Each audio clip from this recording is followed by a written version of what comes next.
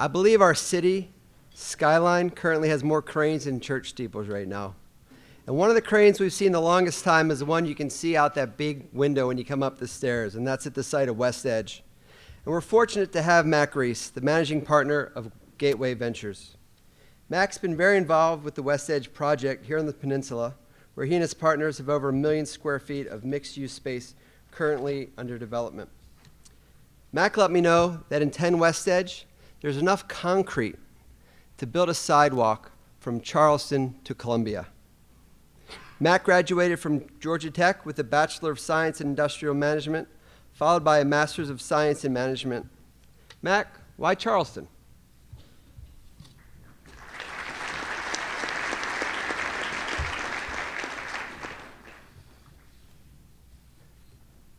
You know, I've been thinking about holding a broker's event in WestEdge, so I wanted to first thank Jeff and Claire for organizing my event and paying for it at the same time. It's great to be here. The why Charleston question certainly is relevant to us. I guess to put in the proper context, you really have to understand. Do we have a clicker, Jeff? Our company's origins mainly in public-private projects, but a project that we did in Atlanta, where I live and work and where I went to school. And it's a project called Tech Square. I don't know if y'all are familiar with it, but a lot of different relevant parts between Tech Square and WestEdge. So let me talk a little bit about that. If you all have been in Atlanta, you may find it of interest. So, Jeff, you threw out a bunch of facts and figures and numbers. This one's pretty interesting to me. When I went to Georgia Tech in 1980, there was a population sign on Peachtree, and I can remember when it turned to 2 million people. And if you go by there today, it's over 6.8 million people. So Atlanta's gone through a phenomenal growth period over the last 35 to 40 years. But this is a site of what is now Tech Square in 2000. I've also invited, I don't know if he wants to raise his hand, my friend John Madroni, who's Tech's real estate director. So John has seen this transition. Tech's campus is very similar to Medical University's campus in size. Medical University is significantly smaller, but in terms of employees, it's about the same. It's about 350 acres. Tech was landlocked at that time. The Institute made a decision in 1996 to acquire some land that's just east of the interstate, started moving some facilities over there. We bought some land and then developed about 700,000 square feet of space that we delivered in 2003. Tech also built about a similar amount of square footage.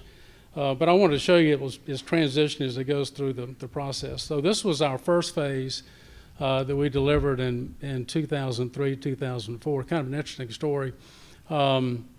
Atlanta's got about 140 million square feet of office space. At the time we delivered that building, it had a 350,000 square feet of spec space. Atlanta then had a 37-year supply of Class A office space, according to Merrill Lynch. We weren't the smartest guys in the world. But we had some faith that Tech, as the Institute, would help recruit those companies. And they did. We had to go through a couple of leasing cycles to get to some stories that I'll tell you about in just a minute.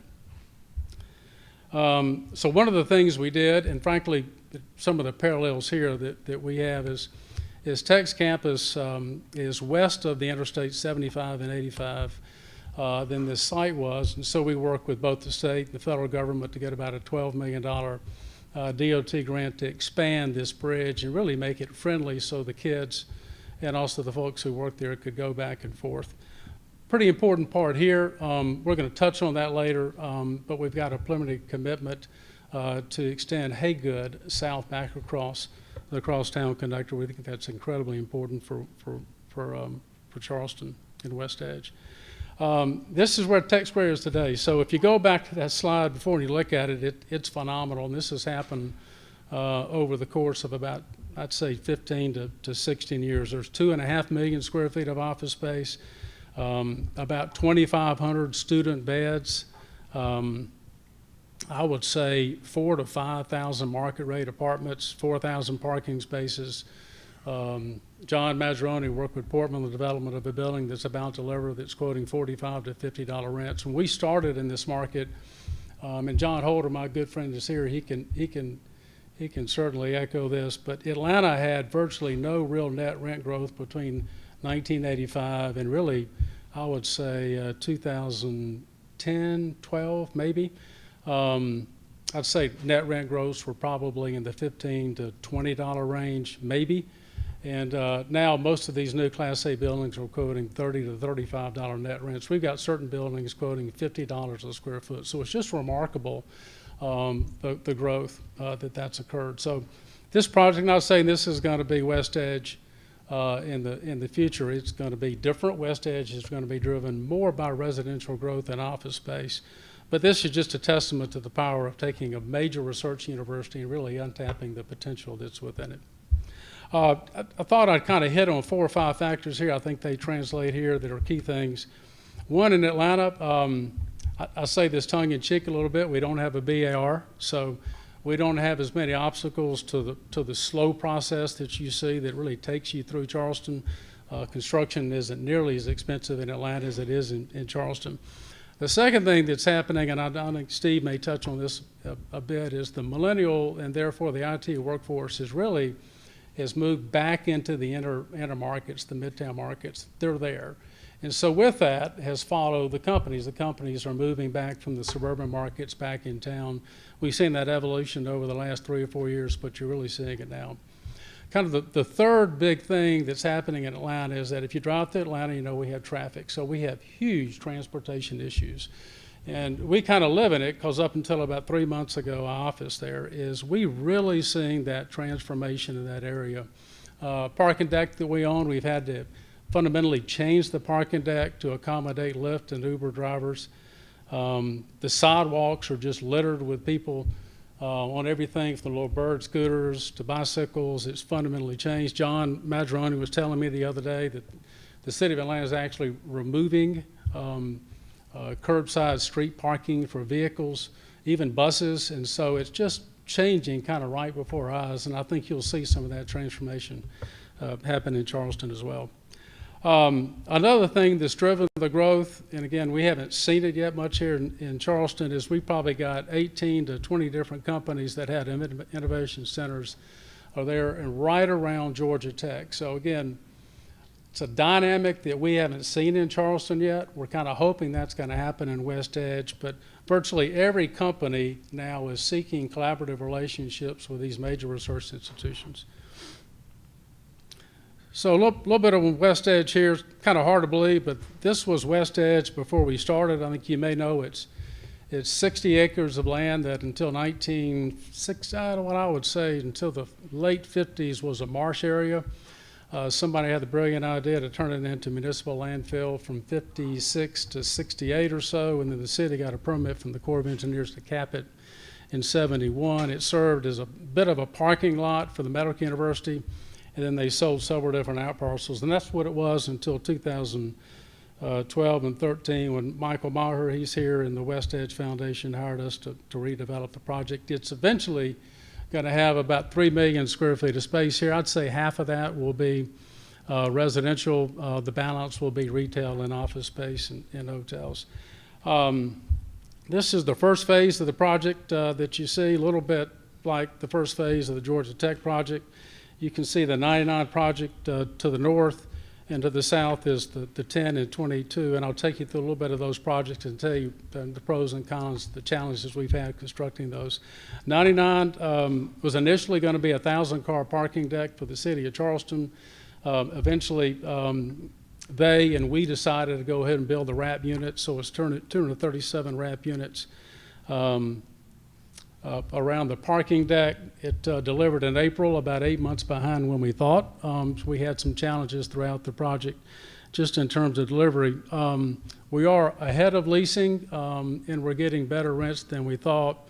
Kind of an interesting thing that we thought would happen that's occurring, and that probably 40 to 45% of our tenants are medical university personnel. So not just medical district. These aren't just folks with Roper and the VA. These are people at the medical university. So that notion of building this big city right next to the medical university, the demand is proving that out to be the case. Already had some interested folks contact us about purchasing the property. I don't know if we're long-term owners or not. The cap rates we're discussing are actually better than Atlanta cap rates. Kind of shows you that these investors are believers not just in Charleston, and also the value of properties are here on the peninsula when you've got some real barriers to entry. 10 WestEdge is under construction. Y'all seen that the crane that's up there just right. You could pour enough concrete from here to Columbia. It's just amazing. It's 1,920 poured in place piles to support the projects, 350 apartments and about 70,000 square feet of retail. Kind of an interesting side story. I will never forget the meeting that we had when our contractor showed up with a $20 million price increase from where we thought we were. So it is expensive to build here. We made a pretty major adjustment in pro formas rents. Fortunately, the market has caught up with it. The market rates here in Charleston are about 10 to 15% higher than we're seeing in the urban markets in Atlanta. So we're still pretty bullish on the residential markets here. There are a ton, I don't know the number of units that are being delivered on the peninsula itself, but we're believers in the medical district and the demand that it creates. We are supposed to deliver that project now. We've had delays. We've had 60 days of force majeure delays. Didn't know we'd have a snowstorm in Charleston. We've had an ice storm. We've had 2 hurricanes, and we've had a tropical storm. So it's been a challenge to get the project through. 22 WestEdge is an 8-story, 160,000 square foot office building. A little bit of a side story, we were granted with a 125-foot height allowance, and then through the foundation, the WestEdge Foundation has to max that out. So all of these projects are 125 feet, gives us an exceptional density. It's a real benefit to us. 22, we're quoting $38, $39 full service rents. Again, John Holder and I were talking about what we're seeing for office rents here in Charleston. When we started this project in 2013 or 14, I think rents were 35 to 36 gross. They've gradually been increasing. I heard some numbers at $40 a square foot. Atlanta has seen significantly a faster pace of growth in rents. I don't expect those kind of rents much north of $40 a square foot, but it certainly is great to see the low vacancy rates and the high rents that we've got here. Bit of a side story in terms of capital. All of these projects were financed with the same limited partner. It's a European fund, kind of a family group of about 8 different European families. They have been really bullish on Charleston. Traditionally, they've only invested in some of the core Atlantic seaboard markets, but they've had a real interest in Charleston for a long time, and they have invested with us in all 3 of those projects. And the debt is really 2 Armored Through Bank of Ozarks. This loan here is with BB&T. So we've seen great interest. We actually went to the market to finance the office building, and I think we had about 8 or 9 different term sheets from different banks, balance sheet lenders to non-recourse lenders. So we've been really, really surprised, pleasantly so, with the amount of interest from both institutional capital and also in the debt markets. Just some pictures. I won't go through, bore you through all the details. Let me kind of leave you with that. This whole issue of traffic and transportation is a challenge in all of these markets. It's kind of like growth is damn if you do, damn if you don't. Get it? We're fortunate to have the kind of growth we're having in Charleston, but with that brings traffic. And I mentioned earlier that we're working with the city and with SCDOT to actually extend HAGOOD Street back across the crosstown connector. But that's an issue going forward with Charleston that you're going to have to contend with as a city and a region. What we've seen happen in Atlanta is you've got these relatively dense areas that have developed, and you see particularly the younger groups who are moving there. A lot of them are moving there without cars, and they're getting around through alternative forms of transportation. Of course, Atlanta has a rail transportation system that assists in that regard. But Charleston is going to need to improve its transportation systems. I think you will see, and Steve's going to talk about this, just the evolution of the growth from the real downtown south or broad market up north. I think you'll see more and more companies who move out of those areas, either move to the area that Steve is developing or here to WestEdge. We hope it's a little bit more accessible. So thanks for allowing me to be here. Love being in Charleston. Become a personal favorite of mine. I bought a house down here, so I love it so much. So pretty bullish on its future, and appreciate the chance to get up and tell you about WestEdge.